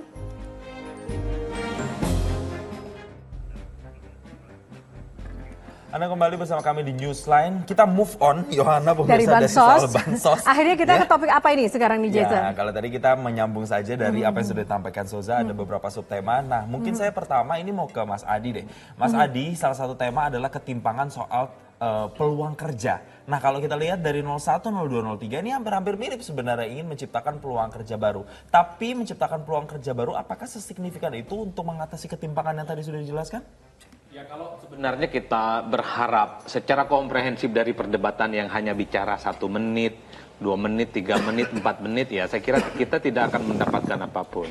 Tapi paling tidak dalam debat nanti malam ini yang terakhir, kalau saya secara pribadi berharap ya, entah itu Anies, Prabowo Subianto dan Ganjar bikin deklarasi secara terbuka, kalau saya jadi presiden, pengangguran ya bisa dikurangi 5% kalau saya sudah jadi presiden setahun 2 tahun. Nah, itu yang kita tunggu, Pak. Kalau cuman menjabarkan ini bagaimana SDM kita mulai kesehatan, pendidikan, kemudian ada kail, ada pancing, saya kira semua orang bisa bicara itu dan bisa ditemplate oleh semua calon. Ini kan soal bagaimana mereka yang agak sedikit berbeda saja. Kalau kubunya nomor 2 misalnya Prabowo Subianto ini kan makan gratis, susu gratis. Kalau Anies dan Ganjar ini misalnya dengan bahwa mereka ini ya pendidikan itu penting bagian dari resource SDM. Yang menjadi pertanyaan kita misalnya yang dari dulu saya menunggu, ada komitmen politik yang disampaikan dalam debat. Kalau saya terpilih jadi presiden tahun pertama, pengangguran bisa saya kurangi 1%. Itu kan mantap, Pak. Yang kedua misalnya 2 tahun jadi presiden, disparitas kekayaan antara orang kaya dan yang miskin itu bisa dipangkas. Hilirisasi itu tidak hanya numpuk di satu tempat, tapi di tempat yang lain dan berfaedah untuk masyarakat sekitar. Itu yang saya kira akan menjadi quote yang pasti akan diingat oleh publik. Kalau menurut saya, supply data ini kan pasti komprehensif kok. Pendukungnya Anies saya kira siap, pasti ada success story yang akan disampaikan soal apa yang sudah dilakukan di Jakarta. Begitupun dengan kubu Prabowo yang disebut oleh Bang Dhanil sebagai presiden lux ya. Karena dianggap mewakili kepentingan politik penguasa dan Jokowi hari ini. Begitupun dengan Ganjar, sukses story-nya di Jawa Tengah 2 periode. Yang belum ditangkap oleh publik adalah janji politik mereka kalau jadi presiden. Kemiskinan, pengangguran, disparitas ekonomi, tentang hilirisasi, dan apapun persoalan negara ini bisa tuntas dalam kurun berapa tahun mereka jadi presiden. Ingat loh, presiden itu bukan 15 tahun. Presiden itu cuma 5 tahun. Apa yang bisa Anda lakukan terkait dengan kemiskinan, kesenjangan, dan seterusnya ini dalam waktu 5 tahun Nah, itu. kemarin itu memang banyak isu yang sudah disampaikan, misalnya hilirisasi ataupun kemiskinan dan apapun sudah, tapi memang menurut Anda yang benar-benar berpengaruh dan berbeda itu harus berani menyebutkan durasinya. Misalnya contoh, kalau dulu saya ingat misalnya Pak SBY JK atau dalam presiden-presiden yang sebelumnya itu 100 hari atau dalam waktu setahun 2 tahun harus seperti itu ya. Menurut saya penting karena ini semacam time schedule sebenarnya menyelesaikan persoalan-persoalan kebangsaan. Misalnya kemiskinan terbuka kita itu 5%. Kira-kira 5% ini kemiskinan bisa dipangkas dan diselesaikan dalam kurun berapa tahun? Kalau jadi presiden, 6 bulan, setahun, 2 tahun, atau jangan-jangan 5% ini nggak pernah berkurang selama 5 tahun menjadi presiden. Bagi saya seorang pemimpin harus mampu menerjemahkan apa target-target politiknya yang akan dicapai kalau jadi presiden. Kan ini yang sebenarnya ditunggu oleh publik ya. Kalau saya selalu mengatakan informasi apapun terkait dengan tema debat nanti malam, itu ahli, profesor, guru besar pasti berkumpul memberikan backup data dan informasi. Yang paling penting adalah komitmen dan janji politik seorang calon presiden nanti malam yang ditunggu. Dan waktu adalah menentukan, Jason. Ya, ini waktu ya. Coba nih saya mau tanya sama Mbak Devi menanggapi apa yang dikatakan Mas Adi ini. Jadi kalau data kayaknya itu kurang kemakan sama masyarakat, terutama para pemilih muda. Apakah memang harus ada komitmen politik atau ada target politik yang sudah disampaikan tadi supaya kemudian ini menjadi sebuah powerful statement dari masing-masing capres? Ya, menarik tadi data yang disampaikan Souza bahwa misalnya pengangguran menurut BPS sekarang kan sekitar 7,8 juta dan menariknya itu menurun sebenarnya dari tahun lalu, tapi yang menurun untuk masyarakat di bawah SMA itu malah banyak dapat kerjaan. Nah, masyarakat yang pendidikan tinggi gak dapat kerjaan. Nah, ini gak heran kalau tadi bicara diskusi di sosmed, karena akses itu biasanya justru dengan orang-orang yang lebih mampu untuk tanda kutip ngomel. Gak heran kalau pembicaraan jadi rame di medsos gitu. Tapi apakah itu menjawab kebutuhan? Faktanya justru pertanian itu yang 29% orang tuh bertani. Tapi pertanyaannya, apakah pertanian sudah bisa menjadi lumbung kesejahteraan, bukan menjadi tempat limbung kesejahteraan? Nah, konsep apa yang akan ditawarkan oleh 3 presiden ini? Jelas-jelas datanya banyakkan orang bertani, tapi kira-kira Anda mau buat apa nih? Nah, kalau bicara tadi persoalan timeline yang disampaikan oleh beliau, sederhana, semua negara maju, Korea dan sebagainya gitu ya, Singapura dan sebagainya, mereka start ini. Yang saya mau garis bawahi adalah, saya disclaimer, persoalan sosial biasanya jarang dilirik oleh politisi manapun di seluruh dunia. Kenapa, Mbak? Karena impact-nya paling cepat 20-30 tahun, sedangkan mereka memerintah hanya 5 tahun. Yang memang paling penting adalah bagaimana benang merahnya. Hari ini Korea bisa maju, hari ini Singapura dan sebagainya maju, karena semua dimulai dari tahun 70-80. Kalau hari ini kita ada masalah, bukan karena beberapa saat lalu, ini karena akumulasi tahun 70-an 80-an gitu ya. Nah, artinya memang ini isu yang sebenarnya nggak seksi dalam konteks politik. Nah, kalau bicara bagaimana memutus salah satu mata rantai tanda kutip kelimbungan negara ini, jelas saya setuju tadi Souza udah bilang isu soal pendidikan. Nah, bicara pendidikan, bagaimana misalnya bertahapnya? Kunci utamanya adalah guru. Anda tahu kan, terakhir data OJK menunjukkan guru itu adalah korban pinjol terbesar karena gajinya paling rendah. Gak sejahtera ya. Padahal di luarnya negara-negara yang maju itu jelas gurunya paling sejahtera. Di Korea hanya 5% dari lulusan terbaik yang bisa menjadi guru. Jadi masuk guru tuh gontok-gontokan, bukan kemudian masuk startup. Orang nggak mau berebut jadi CEO, orang berebut ingin jadi guru, gitu ya. Bahkan guru dari level PAUD, bukan yang hanya sekedar di universitas. Nah, misalnya kalau bicara 5 tahun, 1 tahun pertama oke, saya akan naikkan gaji guru SD dulu semua. Yang lain biarin aja dulu, business as usual. Baru tahun kedua guru SMP, baru tahun ketiga guru SMA. Itu kan lebih clear dan lebih bisa diukur. Jadi jangan ngacak gitu loh. Artinya tetap ada prioritas. Ingat, menjadi presiden paling lama 2 kali pemerintahan. Jangan berpikir bahwa kita akan menjadi pemimpin 200 tahun. Sehingga semua persoalan ingin kita selesaikan. No, Anda pilih mana yang paling strategik dan signifikan dan atur seperti itu. SD dulu, misalnya dalam konteks pendidikan ya, SD dulu pokoknya 1 tahun ini saya pastikan SD dari Maroke ke Sabang itu semuanya gajinya minimal guru SD paling rendah 20 juta.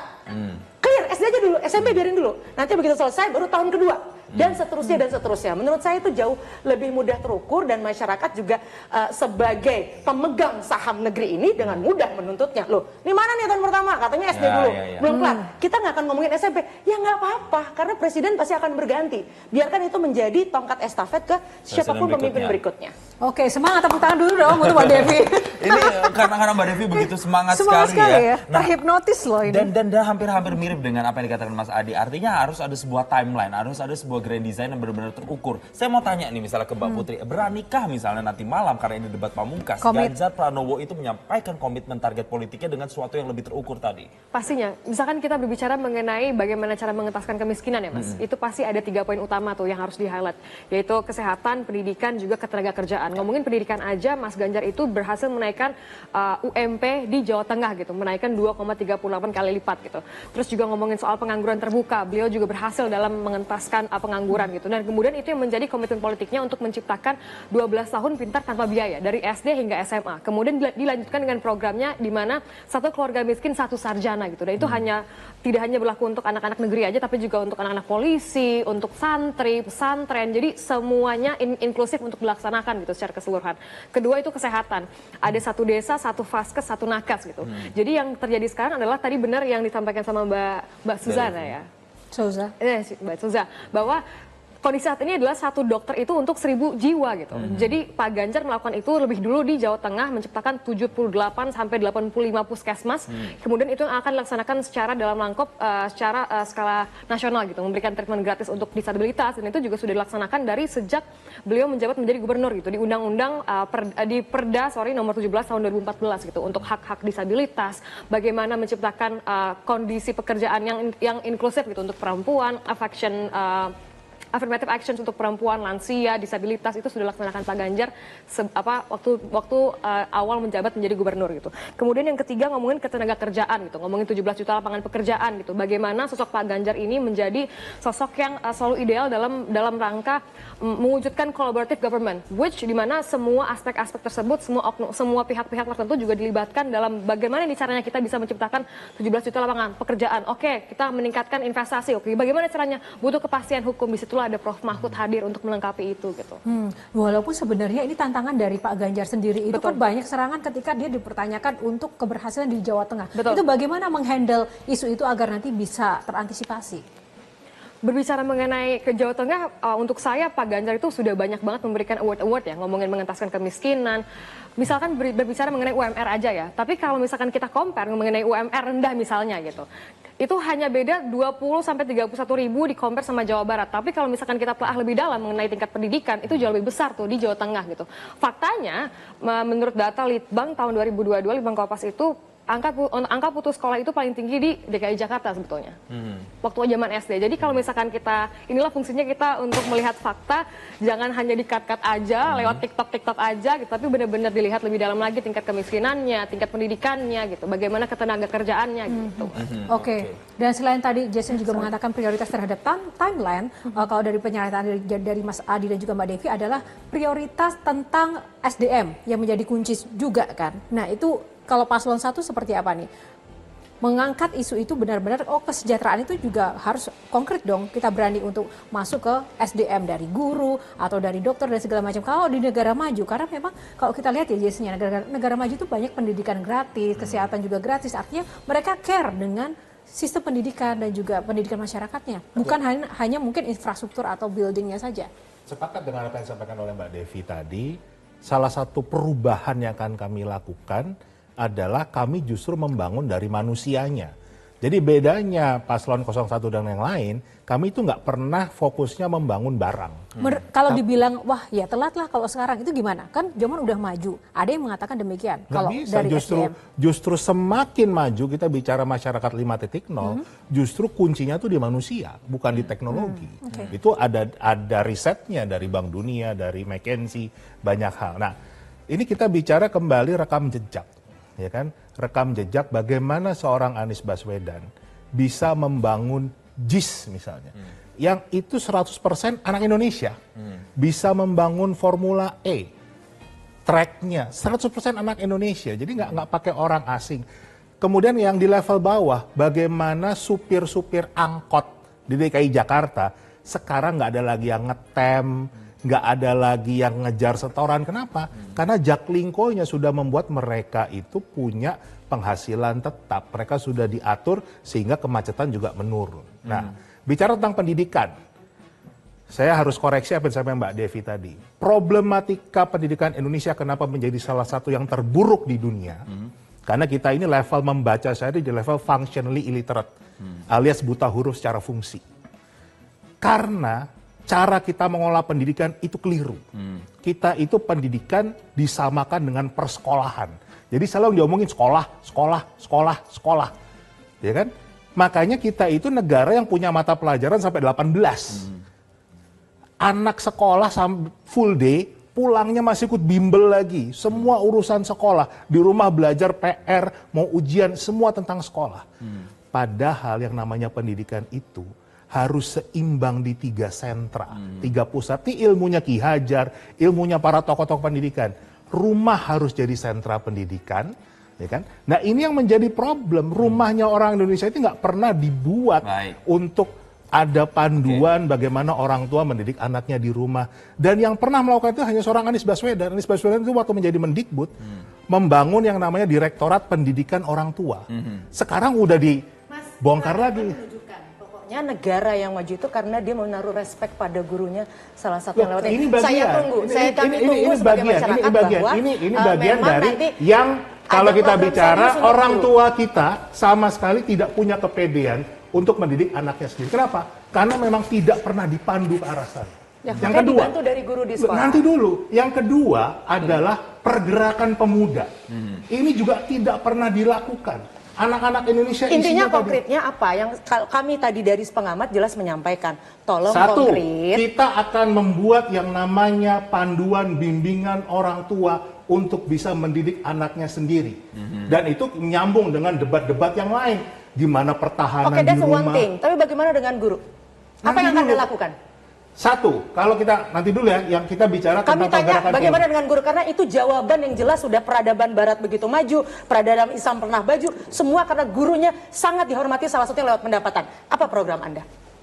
Guru harus tidak boleh pusing mikir besok makan apa. Berapa gaji yang akan dilakukan ketika misalnya paslon 1 nomor menguasai dan menjadi presiden nanti 2024? Berapa gaji minimal guru? Di DKI Jakarta saat ini guru PNS itu 21 juta per bulan. Itu dimulai dari gubernur sebelumnya. Oke. Sekarang kita bicara level nasional. Janji politiknya seperti apa? Kalau istilah orang politik kan katanya janji politik. Kami orang sosial nggak ada janji sosial. Langsung saja seperti apa? Gini, kalau kita bicara tata kelola guru, tahu nggak kalau kita kebanyakan guru? Tahu nggak ada riset Bank Dunia yang mengatakan guru Indonesia nggak akan pernah sejahtera? Kenapa bisa itu harus benar-benar dijadikan acuan? Karena rasio guru kita kebanyakan. Tadi termasuk Anda solusinya apa? Kalau Anda punya data sebagai capres, seperti apa? Harus dibenahi dulu. Kayak gimana? Seperti apa? Bicara meritokrasi. Siapa yang pantas jadi guru? Bagaimana kita sekarang ini... yang sudah kebanyakan ini akan dilakukan apa? Konkretnya seperti apa? Di Kemendikbud tahun 2015, kita punya yang namanya uji kompetensi guru. Yang nantinya akan dilanjutkan dengan yang namanya pelatihan guru. Itu salah satu kelemahan kita, guru-guru kita nggak pernah dilatih, sehingga kemampuan pedagogi mereka lemah sekali. Nah, baru setelah ini, kita akan membicarakan mana yang memang harus diberikan penghasilan yang layak. Karena ada lagi riset Jadi yang Bank nggak Dunia, layak nanti dibuang, tidak diberikan penghasilan. Seperti apa nanti bukan, jawabannya? kita tidak boleh merugikan generasi masa depan. Kita nggak boleh bagi yang sembarangan. tidak lolos tadi ujiannya akan diperlakukan seperti Kita apa? harus mencarikan mereka pekerjaan yang cocok dengan mereka. Jadi nggak semua orang lah yang jadi guru. Ini kita bicara tata kelola, jadi nggak bisa sembarangan. Sekarang itu semua sembarangan bisa jadi guru. Itu yang bahaya dan kita membiarkan anak kita. Mas. Justru kami titip. Ya itu nanti akan dititipkan dan diharapkan bisa disampaikan oleh Pak Anies Baswedan begitu ya. Oke. Nah, ini kita bergeser ya dari kita yang harus paham pendidikan, nggak bisa sembarangan pendidikan gitu ya. Harus. Jangan temanya jangan bansos. Karena nyambung ya, karena antara kesejahteraan sosial kemudian peluang kerja itu dimulainya kan dari dasar pendidikan. Nanti saya akan tanya ke Pak Daniel juga karena kalau 02 juga programnya juga cukup spesifik, ada terkait dengan pendidikan untuk disabilitas dan bahkan untuk sekolah atlet. Nah, seperti apa nih realnya atau konkretnya seperti apa, kita akan lanjutkan perbincangan usaha jeda berikut. Tetaplah bersama. Ya, pemirsa masih kembali bersama kami dan tadi seru sekali ya antara Mbak Devi dan juga Mas Indra Karismiaji yang memang ngomongin soal guru. Kalau saya sih juga setuju, apapun itu saya juga mau titip nih ke para paslon, terserah nanti mau diperbaiki seperti apa sistemnya, tapi guru itu harus benar-benar sejahtera. Harus ada perbaikan kesejahteraan. Betul, karena kalau udah sejahtera itu juga pasti akan kualitasnya juga akan bisa ditingkatkan dan anak didiknya pun juga akan bisa lebih mendapatkan kualitas yang baik dari guru-guru itu. Itu tadi sudah dijawab sama Mas Indra, itu sudah dipikirkan begitu oleh paslon nomor 1 begitu. Nggak cuma sembarangan ngasih aja, karena juga dari riset Bank Dunia, kita meningkatkan 2 kali pendapatan guru, tapi malah mutu pendidikan kita semakin turun. Ya, nanti kita Double akan formatting. lihat sama-sama nanti malam apakah itu akan keluar dari mulut seorang Anies Baswedan. Saya mau ke Mas Daniel sekarang. Kalau kita lihat visi misi 02, ini karena udah masuk ke pendidikan nih ya. Yang menarik adalah meningkatkan kerjasama lembaga pendidikan pemerintah, industri, ada program abadi pesantren, sama juga yang menarik adalah meningkatkan prestasi olahraga. Kenapa program-program seperti ini? Saya mulai dari pernyataan Adi dan Mbak Devi tadi. Jadi kalau dibaca secara lengkap visi misi Pak Prabowo, di situ ada timeline. Misalnya ya terkait dengan kemiskinan. Kita dalam 2 tahun akan mengurangi kemiskinan, zero extreme poverty. Dalam berapa tahun? Tadi 2 tahun ya. 2 tahun dan Pak Prabowo selalu sampaikan itu dalam kampanye beliau bahwasanya dalam 2 tahun tingkat kemiskinan ekstrim itu harus 0. Kenapa 2 tahun Mas pilihannya? Ya, asumsinya dengan jangka waktu 2 tahun, hilirisasi, kemudian program-program, tadi istilah saya program memberikan pancing dan umpan itu bisa dimaksimalkan dengan baik. Itu pertama. Kemudian saya masuk terkait dengan guru. Guru juga konkret kok di dalam visi misi kalau Anda baca lengkap. Minimal ada nanti istilahnya gaji minimal guru di seluruh Indonesia. Karena sampai dengan detik ini masih ada tuh guru yang terima per bulan 300.000, 400.000. Nah oleh sebab itulah gaji minimal guru itu ada semua tingkatan ya. Gaji minimal ini yang 300, 200, 400 itu harus 2 juta. Itu disebutkan dalam visi misi. 2 ada juta spesifik itu seperti itu ya? Iya, secara spesifik harus minimal 2 juta.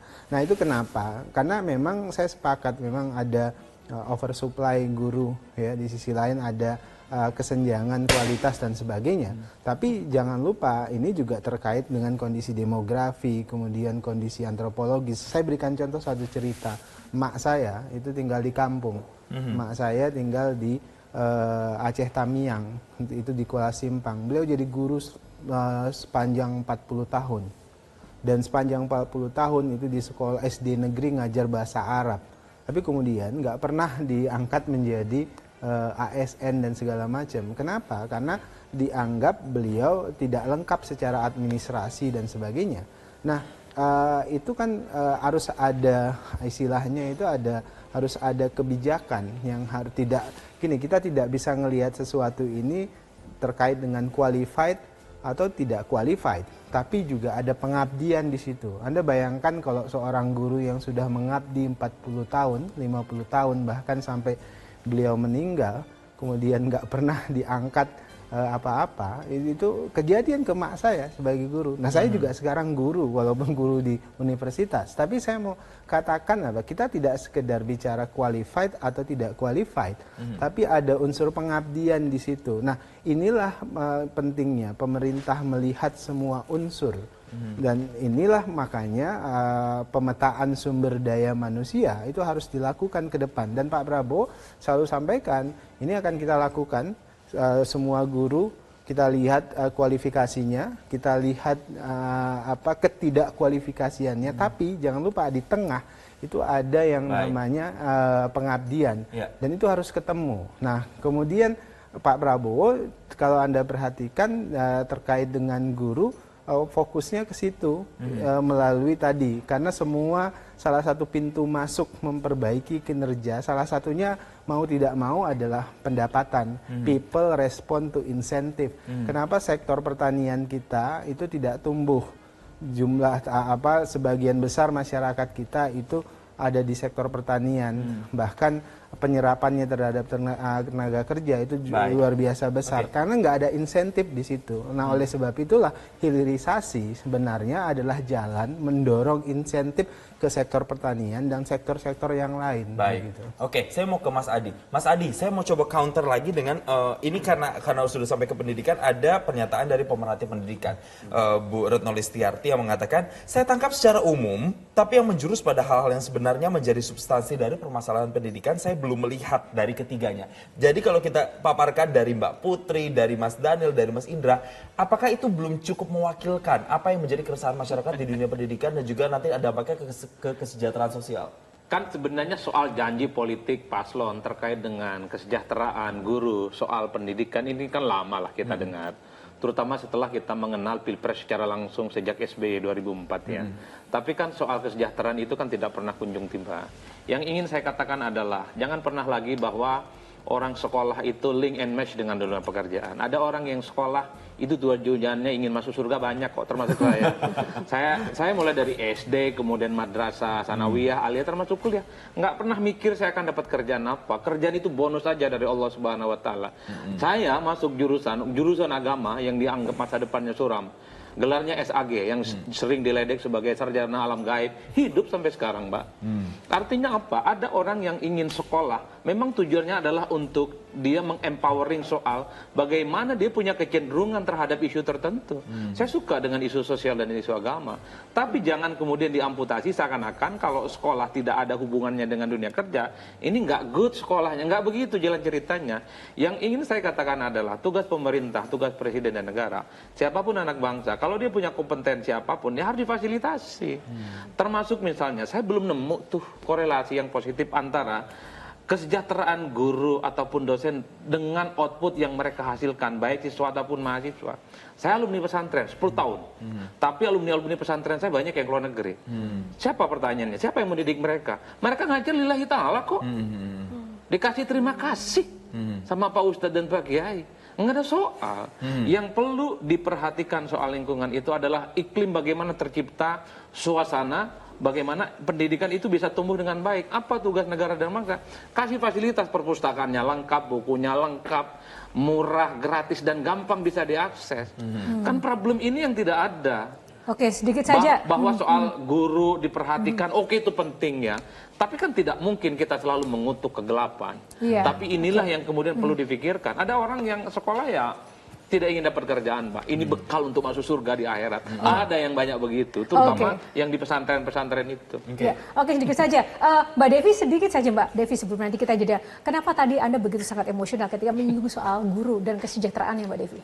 Ya karena gini, kita kan kalau bicara sesuatu itu harus berdasarkan data. Kita kan, data itu penting untuk membandingkan diri kita posisinya ada di mana. Kalau hari ini kita masih di posisi 1 misalnya, kenapa ada negara lain di posisi 8, kita belajar dong dari sana. Walaupun tentu saja ada kekhususan. Dan jawaban dari semua negara yang di posisi 8, 9 tadi itu, semua dimulai dari guru.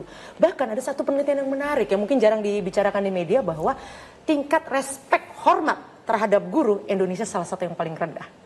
Bayangkan, bisa jadi. Kenapa? Karena tidak dihormati, karena apa? Salah satunya karena gajinya rendah. Jadi bagaimana anak-anak di kelas mau memperhatikan, karena dia saja menganggap rendah orang yang mengajari dia, gitu kan?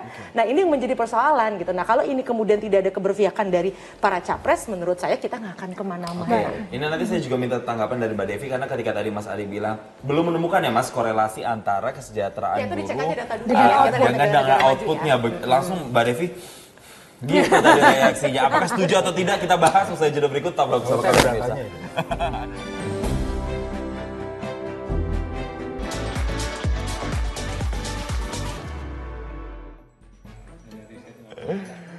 Mbak Devi, langsung nih saya mau tanya, tadi sempat tarik nafas ketika Mas Adi bilang tidak ada korelasi atau belum menemukan korelasi antara kesejahteraan guru atau pengajar dengan output yang dihasilkan atau lulusannya. Kami sebagai peneliti, saya dosen, harus segala sesuatu berbasis data. Sesuatu yang tidak berbasis data itu mitos dan itu tidak bisa menjadi kunci untuk sebuah kebijakan. Jadi saya hanya menawarkan hal tersebut yang silahkan dikonfirmasi oleh para capres ini. Toh mereka yang akan memimpin, bukan kami. Tapi tugas kami adalah mengingatkan. Syukur-syukur didengar, kalau nggak didengar ya nggak apa-apa. Siapapun capresnya nanti atau presidennya nanti, tugas kami adalah memang terus menyuarakan hal tersebut.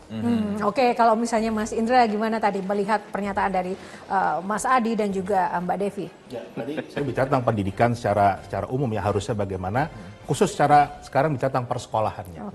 Kita ini sudah membiarkan punya pemerintah yang jadi pelanggar HAM sekaligus pelanggar konstitusi selama puluhan tahun. Kenapa? Artikel 26 Deklarasi Hak Asasi Manusia mengatakan pendidikan itu minimal di tingkat dasar harus terbuka untuk semua dan dibiayai oleh pemerintah. Indonesia sampai hari ini masuk sekolah itu masih diseleksi. Harusnya semua itu terbuka. Dan itu yang akan dilakukan oleh Anies Baswedan. Kita akan membuka bangku dari prasekolah sampai SMA kelas 12, jumlahnya sama, cukup untuk semua anak Indonesia, dan itu akan dibiayai 100% oleh negara. Jadi nggak ada lagi pungutan-pungutan. Dan itu termasuk untuk guru ada di sana, buku ada di sana, semua ada di sana. Nah, kenapa ini penting? Ini kita bicara data. Tahun 2019 ada seorang researcher namanya Esther Duflo memenangkan hadiah Nobel. Risetnya itu tentang SD Impres. Tahun 70-an dulu, zaman Pak Harto. Ternyata dengan SD Impres bisa meningkatkan pertumbuhan ekonomi dan pertumbuhan pendapatan yang sangat signifikan buat rakyat Indonesia. Nah, makanya kami akan melakukan lagi yang namanya SMP Impres, SMA Impres, melanjutkan dari itu termasuk kerjasama dengan sekolah swasta.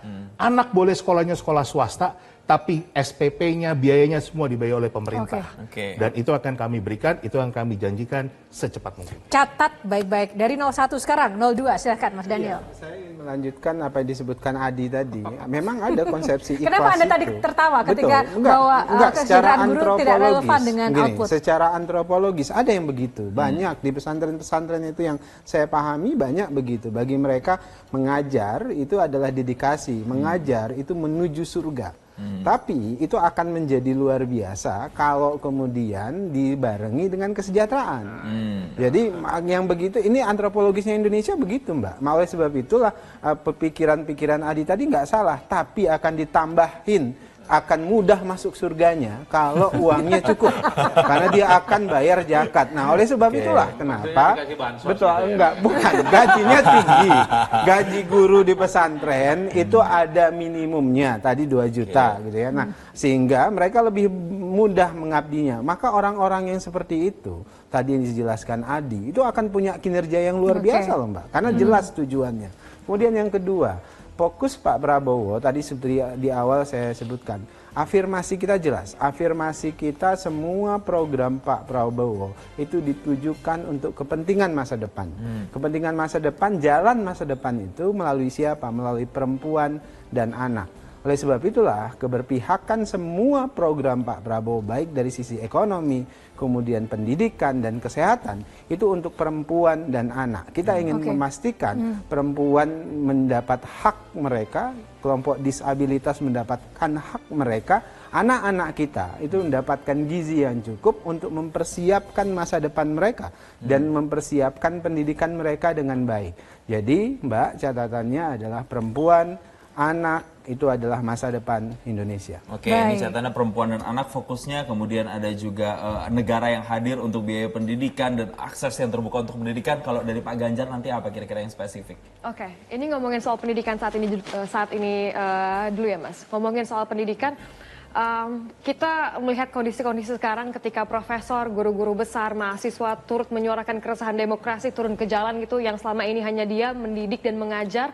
Ini berarti keadaan kita sedang tidak baik-baik saja, kita sedang genting gitu. Saya tidak berbicara mengenai 1-2 kampus aja, tapi juga seluruh kampus di Indonesia, kampus-kampus besar termasuk alma mater saya, Universitas Pajajaran, juga turut menyuarakan demokrasi tersebut gitu. Maksudnya jika para profesor dan guru-guru besar ini hanya kita anggap sebagai angin lalu saja, lalu kepada siapa kita harus mendengarkan gitu. Nah inilah kenapa Mas Ganjar sangat benar-benar menekankan fungsinya untuk pendidikan yang tadi saya sudah jelaskan mengenai 12 tahun pintar tanpa biaya, dengan komitmen bahwa gaji guru itu mesti minimal 10 sampai 30 juta gitu nantinya. Karena beliau pun juga pernah mengajar dulu waktu ingin membiayai. Jadi beliau itu beliau pernah hampir putus sekolah waktu sekolah di UGM karena tidak ada biaya. Beliau mengajar di 3 SMA di Bantul di daerah Jawa Tengah untuk bisa mencapai lulus gitu. Karena beliau percaya bahwa pendidikan itu merupakan salah satu sarana untuk mengentaskan kemiskinan. Makanya beliau memberikan program-program untuk mengentaskan kemiskinan, termasuk dengan 12 tahun pintar tanpa biaya dan keluarga itu. Oke, ini terakhir karena Pamungkas, saya mau ke Mas Adi nih, Pamungkas juga nih pertanyaannya. Kira-kira debat terakhir nanti malam, apakah akan menjadi penentu untuk mereka yang masih undecided voters dan juga menentukan naik turun elektoral paslon? Saya kira tidak Mas ya. Kalau kita berkaca pada hasil pemilu 2019 yang lalu, saya kebetulan punya ada data, hanya sekitar 5% yang kemudian menyatakan bahwa mereka mengubah pilihan politiknya setelah nonton debat. Mungkin ada kenaikan ya, karena ini kan expose dari media sosial dan media-media mainstream cukup luar biasa belakangan. Mungkin naik, tapi kemarin Desember misalnya di survei kita hanya ada sekitar 7-8% masyarakat yang menyatakan bahwa setelah nonton debat ya mereka itu sangat mungkin akan mengubah pilihan politiknya. Jadi debat itu satu adalah untuk tepuk tangan antar para pendukung, jadi menebalkan keimanan mereka dengan debat-debat yang ada, dan debat yang sesungguhnya ya pasca debat ini antar jubir itu loh Pak, yang memperdalam, ya, mempertajam dan seterusnya. Yang kedua, sebenarnya debat itu kan menyasar dua hal. Pertama, yang mereka tidak punya ikatan kuat terhadap partai politik tertentu dan tidak punya ikatan secara emosional dengan paslon. Ini jumlahnya agak signifikan, 15%. Ini yang sedang disasar betul. Debat nanti malam memang tidak terlampau signifikan untuk mengubah, tapi undecided voter ini bisa mengubah segala-galanya. Ada, tidak signifikan, tapi ingat, itu tadi, perdebatan terakhir ini akan jadi perdebatan pemungkas yang akan memberikan kesan kepada pemilih, terutama pemilih kritis dan rasional, bahwa kira-kira siapa capres yang dinilai punya kompetensi, ajak bijaksana dalam menyampaikan gagasan-gagasan besarnya. Saya berharap nanti ada calon presiden yang mengatakan, kalau saya tidak sanggup menjalankan semua visi misi saya, 4 tahun jadi presiden saya akan turun. Wah, tapi gini, jangan sampai ternyata pada nonton ini terus itu dipakai nanti. Oke, baik, terima kasih Mas Adi, Mbak Devi, Mbak Putri, Bang Daniel, Bang Indra. Semoga sukses ya, nanti kita nggak sabar nih Jason untuk menanti seperti apa nanti show debat kelima dan terakhir ini. Iya, dan pemirsa, demikian dialog kita jelang debat kali ini. Mewakili rekan-rekan yang bertugas, saya Jason Sambo. Dan saya Yohana Margarita, terima kasih atas kebersamaan Anda. Selamat siang, sampai jumpa selalu. Semangat! Jelajahi cara baru mendapatkan informasi. Download Metro TV Extend sekarang.